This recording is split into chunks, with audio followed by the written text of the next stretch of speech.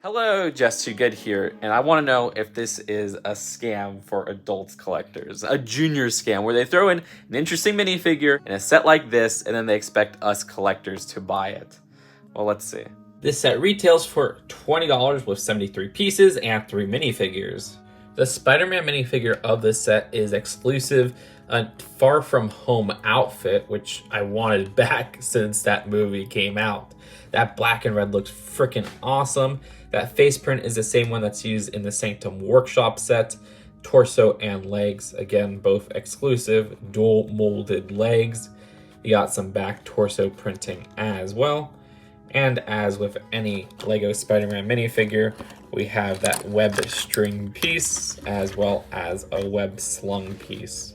As for the Mysterio minifigure, this is different from the one that we got in the 2019 Far From Home sets.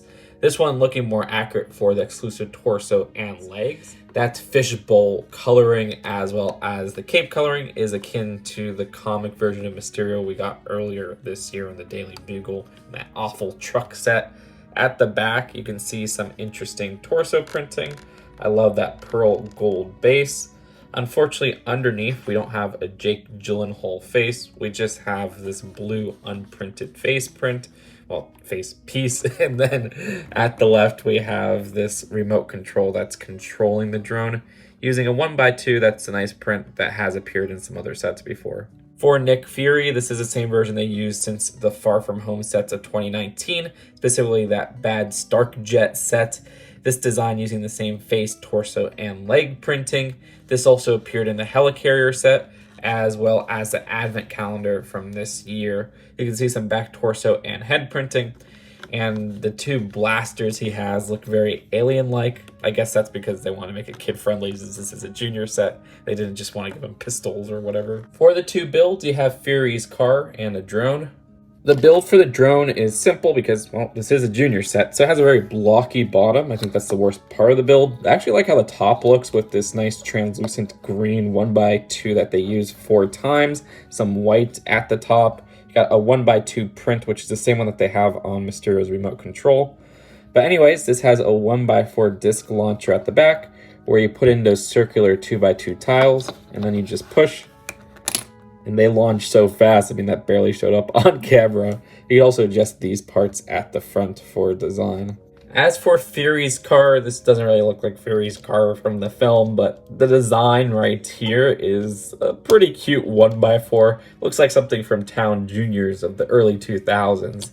This does have a print at the front with that 1x4 tile that has appeared in some other junior sets.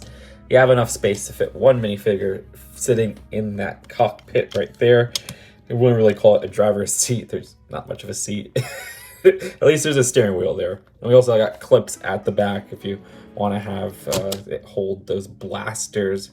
But yeah, not too much else going on with the build of this car. A simple 1x4. But that's it for the builds of the set. Let's take a look at the packaging and then the final verdict. For the box, we have what was used to be used as a $15 box size, but now they use it for $20, sometimes even $25 sets. At the back, some different shots of the set. And there's 2 instruction booklets, which this is a new junior style where it slowly walks us through each and every step. You can see the hands are showing which parts to pick up and everything there. Are there any advertisements at the end for other Marvel stuff? I actually don't think so. I don't remember seeing any, but they do have an advertisement to rebuild the world. So overall, Spider-Man vs. Mysterio's drone attack is a 4+ set that people will be buying for the minifigures alone.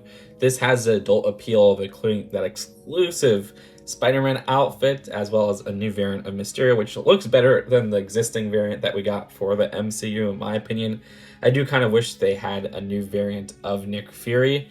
But even with those 2 really awesome minifigures, I don't feel like this is worth $20. This feels like kind of one of those sets where Lego's scamming us and saying, hey, you're going to buy this set anyway, so let me just throw in some crappy builds. And what we have are some very juniorized builds. I like them in their simplicity, but I can't call them good builds whatsoever. They're very blocky in their design. I do like the color scheme, I guess, on both of them. with all things considered, I just end up rating this one a 5 out of 10. I'm kind of getting tired of these junior sets that just have crappy builds and they have cool minifigures. Looking at them from an adult perspective, it's just an easy way to sell these to an older crowd by throwing in these interesting minifigures. Maybe if it had an overwhelmingly interesting minifigures, I could just consider this a battle pack, but the Nick Fury minifigure is one that appears in other sets, so whatever.